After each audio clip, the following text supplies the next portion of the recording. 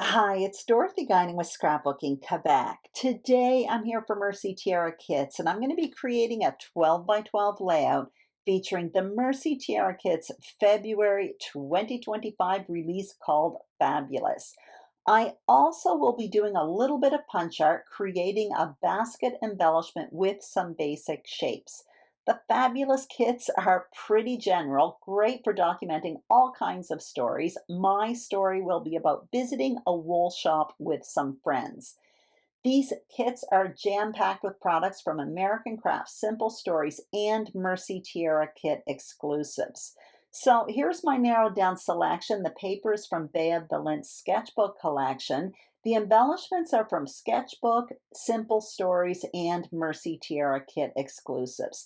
If you would like a closer look at the entire kit, check out my unboxing video. I will put a link to it below.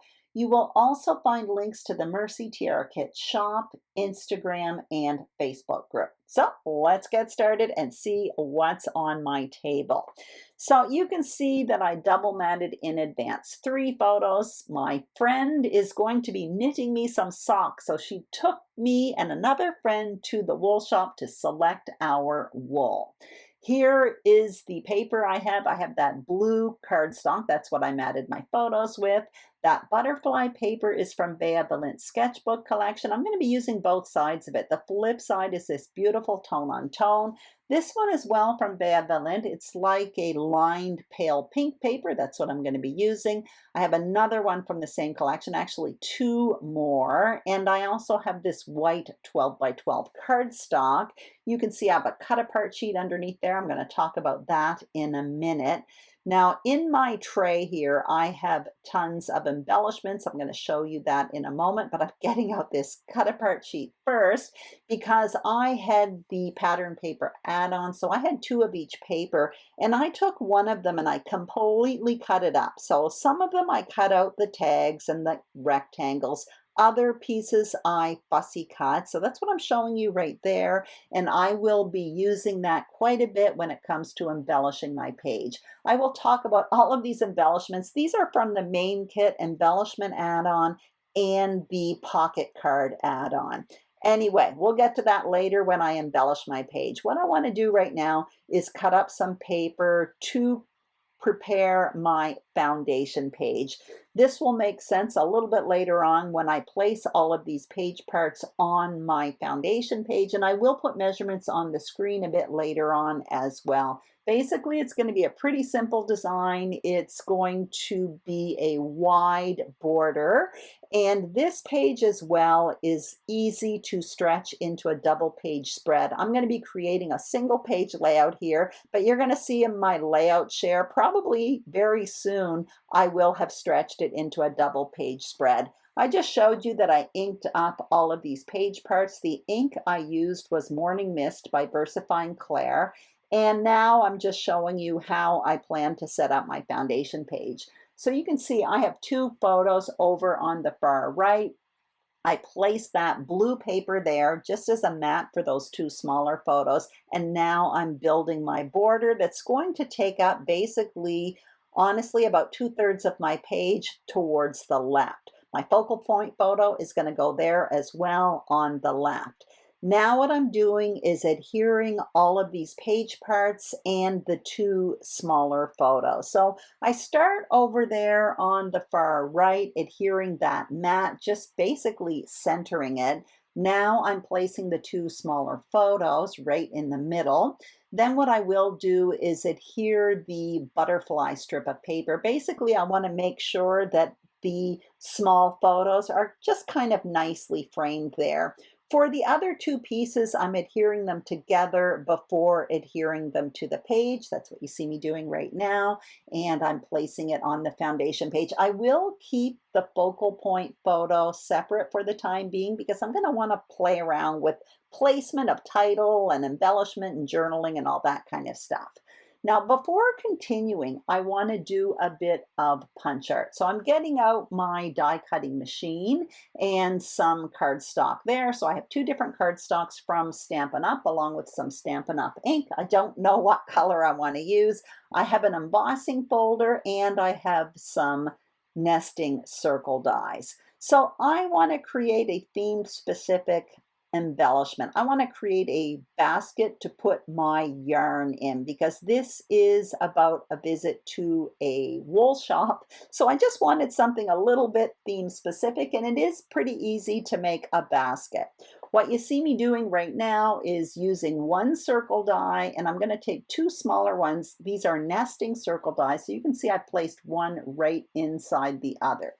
Now I'm going to start by cutting this out. The top one with the two together, that's going to create a ring. That's going to be my basket handle.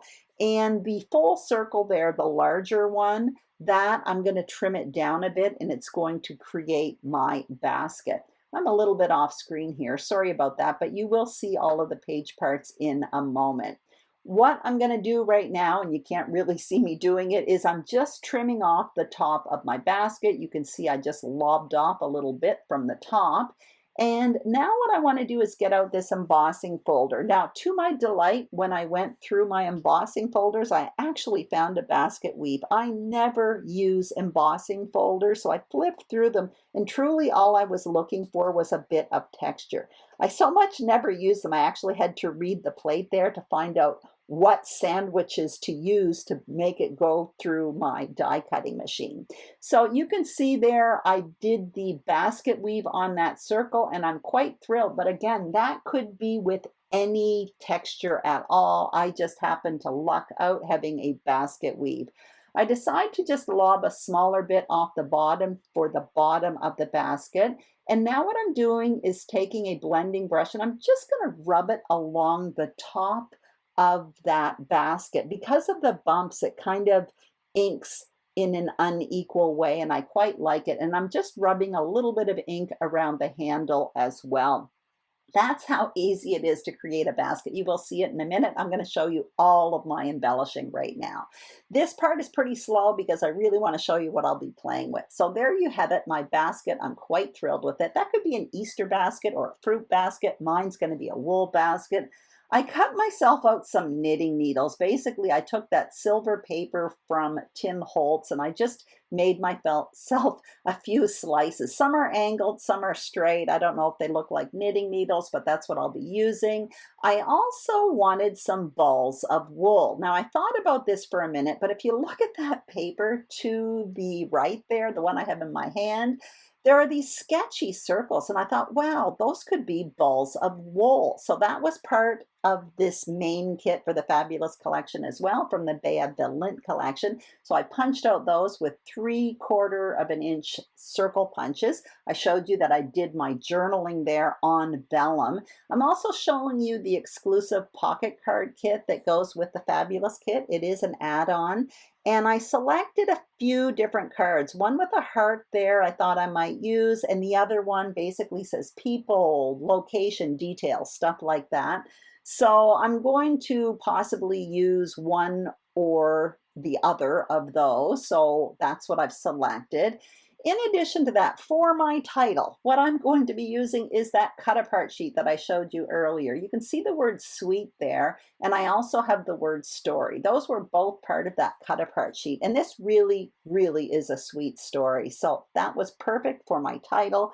You can see that I cut myself out a few different options for mats to put underneath the word sweet, but I still wanted to build up this cut apart sheet. So I'm showing you that I die cut another one of those pocket cards. It's actually a graph paper card, and I used a die from Stampin' Up. It's from an older collection called Stitched So Sweetly. That doesn't have to be that unique label shape that I use. That could be a circle, that could be a rectangle. The whole point here is that I'm simply using cut apart sheets and different pieces to build up a simple piece of paper to create a title with it.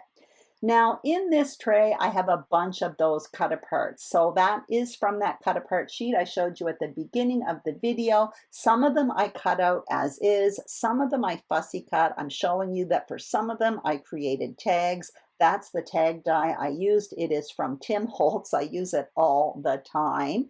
In addition to all of that, I have the puffy stickers from Bay of the Lint's sketchbook collection. This is from Simple Stories for the Record, some self-adhesive brads, and I also have a puffy title collection from the Bay of the Link collection as well. I don't use all this, but this is what I have on my table to play with at this point. So my plan basically is to build my cluster, my main one, on the right side and then underneath that focal point photo. So you can see I am starting with that journaling box. I end up deciding to go with the one that says people, location, details, and I layer it with my vellum. Now I know my basket's going to go in and around there somewhere. I pull out this floral cluster that I fussy cut from that cut apart sheet and I layer it behind the basket. I kind of like the look of that. I'm conscious here, I don't want it to look too Eastery. That's what I'm thinking. So I suppose this could be an Easter layout as well. For me, it's a wool shop layout. Now I'm playing with the different mats that I cut to put underneath the word sweet.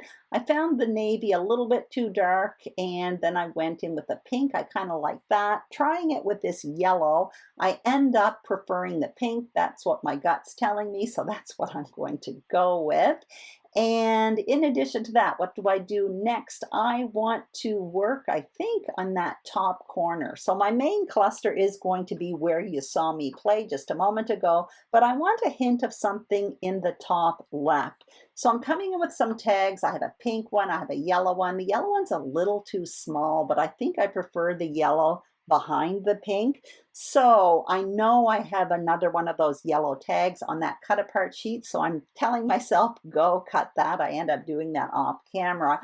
I put in another cut apart. It's like this long banner, and I kind of like that underneath my title and that basket. It kind of grounds the title and the basket. So I'm happy with that. I've got a lot of loose pieces on my desk. I'm coming in with those little yarn balls in my basket right now. At this point, I know I have to do some finishing touches for sure, but I have way too many loose pieces on my desk. So it is time to start adhering these loose pieces to my foundation page. I am starting with my journaling. I adhered the vellum on top of that pocket card. Now I'm adhering the pocket card with journaling and photo to the page.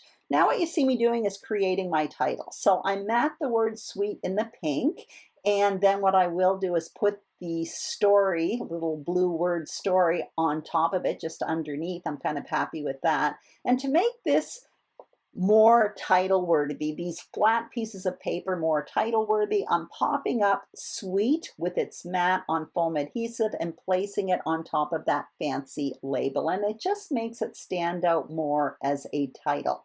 So now what I'm going to do is adhere those floral pieces, or that floral fussy cut piece, to my page, putting my basket on top of it. Kind of thrilled with my basket, actually. I will adhere that banner. I decide to flip the banner around, and I'm being very conscientious doing that because I know I am going to have tags in the top left corner, and that banner, because I flipped it around, the hole, it's like a tag at the end of it, is going to be at the bottom right of that photo. So that will make the tag holes in kitty corners. And you'll see when I add the twine to it, it makes sense later on. I hope I didn't confuse you there. I just wanted to let you know that when I flipped that banner around that shelf, I did it on purpose because I know I'm going to have twine in that hole on that banner, and I also know I'm going to have twine in the top left corner above my photo, and I wanted them to be in opposite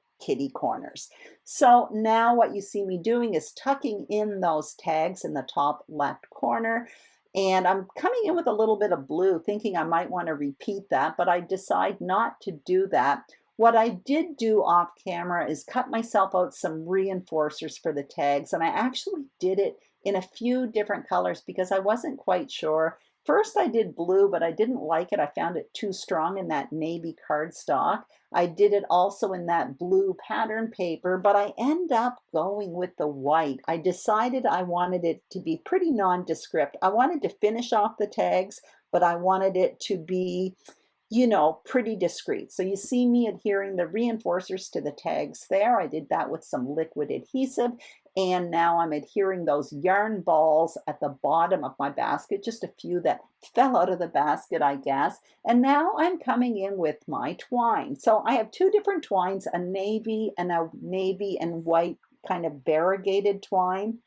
I decide to use them both together, and I'm fashioning myself a little bow, and I'm going to put it on that banner at the bottom. So it's right by my wool basket. So not only does this finish off the tag, it's also very theme specific because this is about wool. So it's kind of fun to have some fiber on my page. I'm making myself two more bows for those tags just above the photo. I am going to have to come in and adhere them. I just basically, you're going to see me come in with some glue dots, and I end up adhering them right on top of those tag holes there.